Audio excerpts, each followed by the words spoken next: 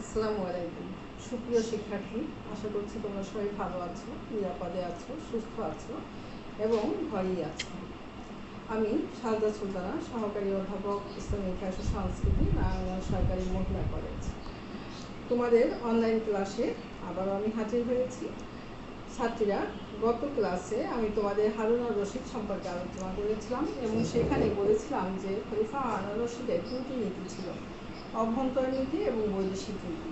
তো তোমাদের অভ্যন্তরীণ এবং বৈদেশিক নীতি, তিনি কীভাবে অভ্যন্তরীণ বিদ্রোহ দমন করেছিলেন এবং বৈদেশিক ক্ষেত্রে বৈদেশিক শত্রুদের সাথে কিভাবে তিনি মোকাবেলা করেছিলেন সে সম্পর্কে আমরা আলোচনা করেছিলাম। আজ আমরা তারই ধারাবাহিকতায় খলিফা হারুন আর রশিদের চরিত্র, কৃতিত্ব, শাসক হিসাবে তিনি কেমন ছিলেন, সংগঠক হিসাবে কেমন ছিলেন, প্রজারঞ্জক হিসাবে কেমন ছিলেন, জ্ঞান বিজ্ঞানের উৎকর্ষ সাধনে তার ভূমিকা কেমন ছিল, ইতিহাসে তার স্থান কেমন, সেই সম্পর্কে আমরা আলোচনা করব। তো চলো আমরা হারুন আর রশিদ সম্পর্কে, তার চরিত্র এবং কৃতিত্ব সম্পর্কে আলোচনা করি এবং দেখি তিনি কেমন ছিলেন। খলিফা হারুন আর রশিদকে আরব্য উপন্যাস খ্যাত পৃথিবীর অন্যতম সম্রাট বলে অভিহিত করা হয়। ব্যক্তিগত জীবনে খলিফা হারুন আর রশিদ ছিলেন ধর্মভীরু এবং দয়াশীল। ধর্মীয় বিধিনিষেধগুলো তিনি পালন করতেন এবং প্রত্যহ নির্ধারিত 5 ওয়াক্ত নামাজ আদায় করতেন এবং তিনি এই নামাজ ছাড়াও প্রতি রাতে 100 রাকাত নফল নামাজ বা নফল ইবাদত আদায় করতেন। 23 বছরের রাজত্বে তিনি 9 বার হজব্রত পালন করেন এবং প্রতিবারই 100 আলেম সহ তাদের যাতায়াতের সমস্ত খরচ নিজে বহন করতেন। যদি কোনো কারণে তিনি যেতে না পারতেন তাহলে তার সাথে তার পরিবর্তে 300 লোককে মক্কায় হজ পালনের নিমিত্তে পাঠাতেন। নিষ্ঠা, সততা, ন্যায়পরায়ণতা, উদারতা তার চরিত্রের প্রধান বৈশিষ্ট্য ছিল। আরব্য উপন্যাসে হারুনের দানশীলতা এবং প্রজাবৎসলের অনেক কাহিনী লিপিবদ্ধ করা হয়েছে। দুষ্টের দমন এবং শিষ্টের পালনের জন্য খলিফা হয়েও তিনি ছদ্মবেশে রাত্রিতে বাগদাদের পথে প্রান্তরে ঘুরে লোকচক্ষুর অন্তরালে মানুষের দুঃখ দুর্দশার সংবাদ দিতেন। ঐতিহাসিক তাবারির মতে হারুন জাকাত ব্যতীত প্রতিদিন 100 দিরহাম দুস্থ ব্যক্তিদের মধ্যে বিতরণ করতেন এবং হজযাত্রার সময় তিনি অনেক পরিবারের হজ পালনের ব্যয়ভার বহন করতেন। এবার আমরা আসি হারুনের কৃতিত্ব। সমর কুশলী হিসাবে কেমন ছিলেন? সমর মানে কি? সমর হচ্ছে যুদ্ধ, মানে যুদ্ধবিদ্যায় তার পারদর্শিতা কেমন ছিল? খলিফা হারুন আর রশিদের পিতার নাম খলিফা আল মাহদী। খলিফা মাহদীর সময়ে বাইজেন্টাইন সাম্রাজ্যের বিরুদ্ধে যুদ্ধযাত্রা করে এই যুবরাজ হারুন সমুচিত শিক্ষা দেন এবং ক্ষমতা লাভ করে তিনি অরাজকতা এবং বিশৃঙ্খলা দূর করবার জন্য কখনো কখনো স্বয়ং সৈন্য পরিচালনা করতেন এবং অসামান্য দক্ষতা, রণকৌশলতা, তেজস্বিতা এবং নির্ভীকতার দ্বারা শত্রুদের দমন করেন এবং বিশাল সাম্রাজ্যে শান্তি এবং স্থিরতা কায়েম করেন। এভাবে তিনি Armenia, Azerbaijan, Mosul, Asia minor যে বিদ্রোহের আগুন জ্বলেছিল সে আগুন তিনি কঠোর হস্তে দমন করেন। এমনকি মৃত্যুকালেও তিনি খোরাসানে বিদ্রোহের মূলোৎপাটনে ব্যস্ত ছিলেন এবং ক্রুশে প্রাণ ত্যাগ করেন। এ দিয়ে আমরা বুঝতে পারি যে তিনি কতখানি সমর কৌশলী ছিলেন। তারপর তিনি সিংহাসন লাভ করার পরে বাইজেন্টাইনদের সাথে তার যে তিনি যেভাবে যুদ্ধ করেছিলেন তাতেও তার কুশলতার পরিচয় পাওয়া যায়। যেমন বাইজেন্টাইন সম্রাট নাইসিফরাস যখন আইরিনকে ক্ষমতাচ্যুত করে ক্ষমতা দখল করেন, নাইসিফরাসের বিরুদ্ধে তিনি তিনবার যুদ্ধযাত্রা করেন এবং তিনবারই নাইসিফরাস খলিফা হারুন আর রশিদের কাছে পরাজিত হয়ে বৈশ্যতা স্বীকার করেন এবং কর প্রদানে খলিফা হারুন আর রশিদ তাকে বাধ্য করেন। এভাবে তিনি তার রাজ্যে শান্তি শৃঙ্খলা প্রতিষ্ঠা করতে সক্ষম হয়েছিলেন এবং তার সমর কুশলতার পরিচয় দিতে সক্ষম হন। এরপরে আমরা আসি একজন সংগঠক হিসাবে খলিফা হারুন আর রশিদ কেমন ছিলেন। খলিফা হারুন আর রশিদের উদার এবং প্রজামঙ্গলকার শাসন ব্যবস্থায় সাম্রাজ্যের সার্বিক উন্নতি সাধিত হয়। শাসন ব্যবস্থা সুষ্ঠুভাবে পরিচালনার গুরু দায়িত্ব, যোগ্যতা এবং মর্যাদার সঙ্গে পালনের ভার পারস্যের শিয়া মতাবলম্বী বাল্মীকি পরিবারের উপর ন্যস্ত ছিল এবং তোমরা জানো যে খলিফা হারুন আর রশিদ 786 থেকে 809 23 বছর পর্যন্ত শাসন কার্য পরিচালনা করেছিলেন। এই 23 বছরের শাসন কার্যে বাল্মীকিরা 17 বছরই তার শাসন কার্যে গুরুত্বপূর্ণ দায়িত্ব পালন করেছিলেন এবং খলিফা হারুন রশিদের রাজত্বে বাল্মীকিদের উত্থান এবং পতন ছিল একটি চমকপ্রদ ঘটনা, যেটা তোমাদের আমি পরবর্তী ক্লাসে পড়াবো। খলিফা হারুন রশিদ যেমন জনদরদী ছিলেন, বলা হয়ে থাকে যে তার স্ত্রী জুবাইদাও সেরকম পরোপকারী ছিলেন। প্রজারঞ্জক, জনদরদী, মহানুভব খলিফা হিসাবে খলিফা হারুন রশিদের শ্রেষ্ঠত্ব অর্জন করেন এবং হারুনের স্ত্রী সম্রাজ্ঞী জুবাইদা হজরত পালনে মক্কায় আগত মুসলমানদের পানীয় কষ্ট দূর করবার জন্য 1 লক্ষ দিনার ব্যয়ে 25 মাইল দূর থেকে একটি খাল খনন করে পবিত্র মক্কা নগরীতে পানি সরবরাহের ব্যবস্থা করেছিলেন। এই খাল নহরি জুবাইদা নামে প্রসিদ্ধ। তোমাদের একটা প্রশ্ন প্রায়ই আসে যে নহরি জুবাইদা বলতে কি বুঝো? তো এটা একটি ইম্পর্টেন্ট তোমাদের জন্য। পবিত্র এটি নিঃসন্দেহে সম্রাজ্ঞী জুবাইদার ধর্মনিষ্ঠার পরিচায়ক। সাম্রাজ্যে বিভিন্ন স্থানে মসজিদ, মাদ্রাসা, রাস্তাঘাট, সেতু, এতিমখানা, সরাইখানা প্রভৃতি নির্মাণ করে তিনি জনসাধারণের অশেষ কল্যাণ সাধন করেন। তার প্রজাবৎসলের অপূর্ব নিদর্শন ছিল বিমারিস্তান অর্থাৎ হাসপাতাল নির্মাণ। হিটকির মতে খলিফা হারুনই সর্বপ্রথম জনসাধারণের সুচিকিৎসার জন্য বিমারিস্তান নির্মাণ করেন এবং তার প্রজাবৎসলের অপূর্ব নিদর্শন ছিল যে তার সময় রাজ্যে কমপক্ষে 34টি হাসপাতাল গড়ে ওঠে। এছাড়া দাতব্য চিকিৎসালয় এবং বিশেষ রোগের জন্য ভিন্ন ভিন্ন হাসপাতালও তিনি নির্মাণ করেন এবং খলিফা মাহদীর প্রবর্তিত জনসাধারণ অভিযোগ দূরীকরণ বিভাগ প্রতিষ্ঠা করেন এবং হারুনের সময় এটা আরও বেশি সম্প্রসারিত হয়। জনগণের দুঃখ দুর্দশা শুনে সেইটা দূর করার জন্য তিনি যথেষ্ট চেষ্টা করেন এবং হিট্টি বলেন যে লেসেপের 1000 বছর পূর্বে হারুন নামে একজন আরব খলিফা সুয়েজের অন্তর্দ্বীপ দিয়ে একটি খাল খননের পরিকল্পনা করেন এবং গরিব দুঃখীদের দুর্দশা লাঘবের জন্য নিয়মিত ভাতা প্রদানের ব্যবস্থা করা হয়।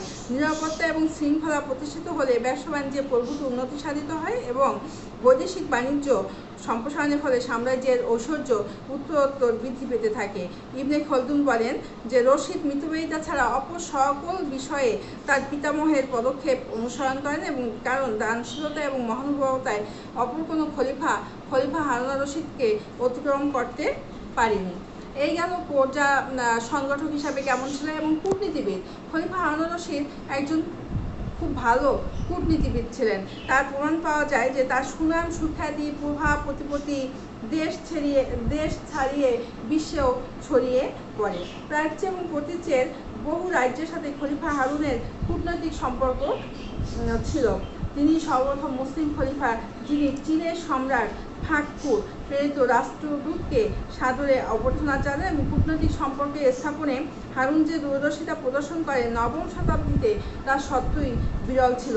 চীন এবং ভারতবর্ষ হতে কূটনৈতিক এবং উপঢৌকন আদান প্রদানের মাধ্যমে বৈদেশিক সম্পর্ক স্থাপিত হয়। এর ফলে আব্বাসীয়দের গৌরব বৃদ্ধি পায়। ফ্রান্সের নৃপতি শার্লিমেন এবং হারুনের মধ্যে মৈত্রী সম্পর্ক স্থাপনের মূলে বিশেষ একটি কারণ ছিল, কূটনৈতিক কারণ ছিল। সেই কারণটা কি ছিল যে বাইজেন্টাইনদের বিরুদ্ধে হারুনকে মৃত্যু হিসাবে লাভ করার জন্য শার্লিমেন যেরকম উদ্বিগ্ন ছিলেন, ঠিক তেমনি স্পেনের নবপ্রতিষ্ঠিত উমাইয়া রাজত্বের বিরুদ্ধে শার্লিমেনকে মৃত্যু হিসাবে পাবার জন্য হারুন তেমনি উদ্গ্রীব ছিলেন। হিট্টি বলেন এই দুজনের মধ্যে নিঃসন্দেহে হারুন অধিকতর ক্ষমতাশালী এবং সংস্কৃত মনা ছিলেন।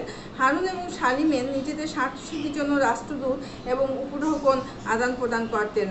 হারুন শার্লিমেনের নিকট যে সমস্ত মূল্যবান উপঢৌকন পাঠাতেন তার মধ্যে অন্যতম কি ছিল? জাঁকজমকপূর্ণ পোশাক পরিচ্ছদ ছিল, সুগন্ধি দ্রব্য ছিল এবং একটি জলঘড়ি ছিল। খলিফা হারুনের রাজত্বে 797 থেকে 806 খ্রিস্টাব্দ পর্যন্ত কূটনৈতিক সম্পর্কে স্থাপনে রাষ্ট্রদূত এবং উপঢৌকন আদান প্রদান হতে থাকে। তাইলে আমরা দেখি যে তিনি সমকৌশলী হিসাবে যেমন যোগ্য ছিলেন, একজন প্রজারঞ্জক সংগঠক হিসাবে তেমন যোগ্যতার পরিচয় দিয়েছিলেন এবং শুধু তাই নয়, তার স্ত্রীর নামেও তিনি একটি খাল খনন করেন যার নাম ছিল নহরি জুবাইদা। কূটনীতিবিদ হিসাবেও তিনি অত্যন্ত সফল ছিলেন।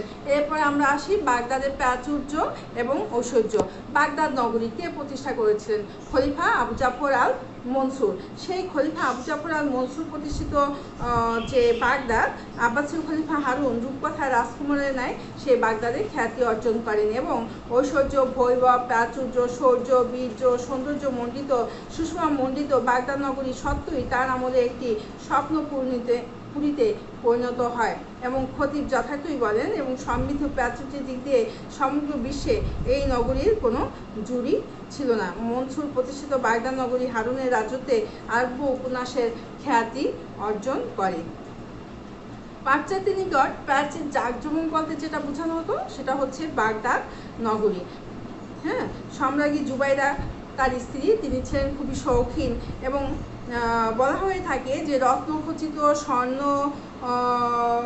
অথবা রৌপ্য নির্মিত পাত্র ব্যতীত তিনি কোনো তৈজসপত্র ব্যবহার করতেন না। রত্নখচিত জুতার ব্যবহার তিনিই প্রচলন করেন এবং কপালের দাগ ঢাকবার জন্য হারুনের বোন তিনি প্রথম যে টায়রা ব্যবহার করেছিলেন, পরবর্তীকালে সেই টায়রা পৃথিবীতে একটি শৌখিন অলঙ্কারের মর্যাদা লাভ করে।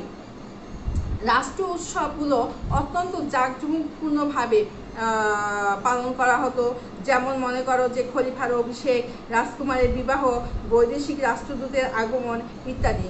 825 খ্রিস্টাব্দে খলিফা মামুনের সাথে অষ্টাদশ বর্ষীয় কন্যা বুরানের যে বিবাহ হয়েছিল তাতে যে পরিমাণ অর্থ খরচ করা হয়েছিল এটা জাঁকজমকপূর্ণ উৎসব বলে বর্ণনা করা হয় আরবি সাহিত্যে।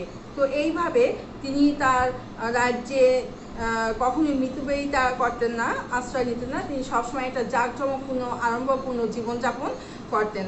শুধুমাত্র তাই নয়, বিজ্ঞান সাহিত্যেও তার আকর্ষণ ছিল, উৎকর্ষ সাধিত হয়। বহুমুখী প্রতিভার অধিকারী হারুন রশিদ জ্ঞান বিজ্ঞানের একনিষ্ঠ পৃষ্ঠপোষক ছিলেন। তিনি যে শুধুমাত্র মার্জিত রুচিসম্মত ছিলেন তাই নয়, তার সময়ে ধর্মতত্ত্ব, দর্শন, সাহিত্য, চিকিৎসাবিদ্যা, সঙ্গীত, যৌতুবিদ্যা, শিক্ষা দীক্ষা, শিল্প, স্থাপত্য প্রভৃতি ক্ষেত্রেও মুসলমানরা অসামান্য অবদান রেখে যেতে সক্ষম হয়।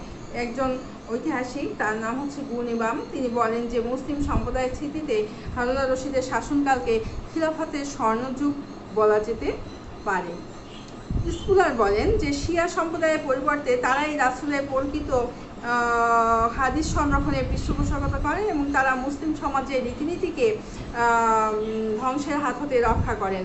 উমাইয়া খলিফাগণ পার্থিব ক্ষমতার অধিকারী ছিলেন এবং কিন্তু আব্বাসীয়রা মুসলিম সম্প্রদায়কে ধর্মীয় এবং পার্থিব ক্ষেত্রে নেতৃত্ব দান করেন। তিনি তার সময়ে মুসলিম ধর্মতত্ত্বের চরম উৎকর্ষ সাধিত হয়। ধর্মতত্ত্বে যারা তার সময়ে অসাধারণ জ্ঞান অর্জন করেছেন তাদের মধ্যে ইমাম আবু হানিফা, ইমাম শাফি, ইমাম মুসাল কাজিম, ইমাম আবু ইউসুফ, তাদের নাম উল্লেখযোগ্য। এরপরে আমরা আসি আরব্য উপন্যাস, যেমন আলিফ লায়লা ওয়া লায়লা, যেটা না বললেই নয়। বলা হয়ে থাকে যে হারুন রশিদকে ছাড়া বাগদাদ যেমন অসম্পূর্ণ, তেমনি হারুনও বাগদাদ ব্যতীত অসম্পূর্ণ ছিলেন। আরব্য উপন্যাসের বা 101 রজনীর যে কাহিনী, সেটা প্রাচীন পারস্য পুস্তকের উপর ভিত্তি করে লিখিত হয় এবং পরবর্তীকালে এতে গ্রিক, ভারতীয়, হিব্রু, মিশরীয় উৎস হতে বিভিন্ন উপাদান সংমিশ্রিত হয়। আরব উপন্যাসে হারুনের বিভিন্ন নৈশ অভিযানের কাহিনী লিপিবদ্ধ আছে এবং 101 রজনী নামে আরব, পারস্য, ভারতীয় উপাখ্যান সম্মিলিত কাহিনী তিনি অন্যতম উপলক্ষ ছিলেন, যা তার আমলে সংগৃহীত হতে থাকে এবং যা মিশরের 14শ এবং 15শ শতাব্দীর পূর্বে সম্পূর্ণরূপে সংকলিত হয়নি। এবং গিবনের মতে আরব উপন্যাস ব্যতীত রবিনসন ক্রুসো, গালিভারের ভ্রমণ কাহিনী রচিত হতো না। জ্যোতির্বিদ্যা ক্ষেত্রেও তার ভূমিকা ছিল অত্যন্ত উল্লেখযোগ্য। যেমন তার সময়ে জ্যোতির্বিদ্যার উৎকর্ষ সাধিত হয়। কিছু কিছু পুস্তক, জ্যোতিষশাস্ত্রের উপর লিখিত পারস্য পুস্তক আরবিতে অনুবাদ করেন। হারুনের রাজত্বে গুরুত্বপূর্ণ আরবি ভাষায় অনুবাদ ছিল ইউক্লিডের এলিমেন্ট, তারপরে হচ্ছে টলেমির আল মাজেস্ট। এই গ্রন্থগুলো আরবি ভাষায় অনুবাদের ব্যবস্থা করা হয়। শিক্ষা দীক্ষার ক্ষেত্রেও তিনি ছিলেন, তার অবদান কোনোভাবেই কম দেখা যাবে না। হারুন বিভিন্ন মাদ্রাসা এবং স্কুল স্থাপন করেন। খলিফা তার পুত্রদের উপযুক্ত শিক্ষায় শিক্ষিত করার জন্য প্রখ্যাত ব্যাকরণবিদ আসমাকে নিযুক্ত করেন। প্রধান বিচারক আবু ইউসুফ কিতাবুল খারাজ নামে রাষ্ট্র ব্যবস্থার উপর একটি মনোজ্ঞ পুস্তক রচনা করেন। হারুন মনীষীদের সঙ্গে সর্বদা পছন্দ করতেন এবং ধর্মতত্ত্ব বিশেষজ্ঞদের অন্যতম ছিলেন সুফিয়ান আল শওরি, ধর্মপ্রাণ ফোজাইল আল আয়াদ এবং ইবনে সমরবিজানকারী বিভিন্ন প্রাচীন সাহিত্য এবং বিজ্ঞানের উপরে বহু পুস্তক সংগ্রহ তিনি করেন। এভাবে খলিফা হারুন আর রশিদের যে বর্ণাঢ্য জীবন, সে জীবনে তিনি সব জায়গায় অবদান রাখতে সক্ষম হয়েছিলেন। হারুন আর রশিদের রাজত্বকালে মুসলিম সাম্রাজ্য গৌরব এবং ক্ষমতার স্বর্ণ শিখরে উন্নীত হয়। এরূপ সমৃদ্ধি, বৈভব, ঐশ্বর্য, প্রাচুর্য, কৃষ্টি সভ্যতার উন্মেষ ইতিপূর্বে পরিলক্ষিত হয় নাই। হারুনের মৃত্যুর সময় তার রাজকোষে কমপক্ষে 1 কোটি দিনার সংরক্ষিত ছিল। সৈয়দ আমির আলীর একটা কথা বলে শেষ করব। ঐতিহাসিক সমালোচনার সূক্ষ্ম কষ্টি পাথরে যে কোনো দিক দিয়ে বিচার করা হোক না কেন, হারুন আর রশিদ সর্বকালে পৃথিবীর সর্বশ্রেষ্ঠ নৃপতি এবং শাসকগণের অন্যতম বলে মর্যাদা লাভ করেন। তাহলে আমরা দেখি যে খলিফা আব্বাসীয় খিলাফতের মোট 37 জন খলিফা শাসন কার্য পরিচালনা করেন। ইতিহাসের কষ্টি পাথরের যাচাই করে এবং ঐতিহাসিকদের ধারণা বক্তব্য পর্যালোচনা করে দেখা যায় যে আব্বাসীয় খলিফাদের মধ্যে খলিফা হারুন আর রশিদ ছিলেন সর্বকালের সর্বশ্রেষ্ঠ নৃপতি। শিক্ষা দীক্ষা, জ্ঞান বিজ্ঞান, সমরকুশলতা, প্রজাবাৎসল্য, কূটনীতিবিদ, সব দিক থেকেই তিনি সবাইকে ছাপিয়ে গিয়েছিলেন। তো ছাত্রীরা, আজকে এই পর্যন্তই। তোমরা ভালো থাকো, সুস্থ থাকো এবং বাসায় বসে যেটা করবা, তোমরা অনলাইন ক্লাসগুলো ভালোভাবে ফলো করো এবং পরীক্ষা তোমাদের হবে যখনই হোক, তোমরা ভালোভাবে পরীক্ষার প্রিপারেশন নিতে থাকো যাতে পরীক্ষাগুলো ভালোভাবে তোমরা অ্যাটেন্ড করতে পারো। আজকে এই পর্যন্তই। তোমরা ভালো থাকো, সুস্থ থাকো। আগামী ক্লাসে আমি তোমাদের বাল্মীকিদের উত্থান এবং পতন এই সম্পর্কে আলোচনা করব। আল্লাহ হাফেজ।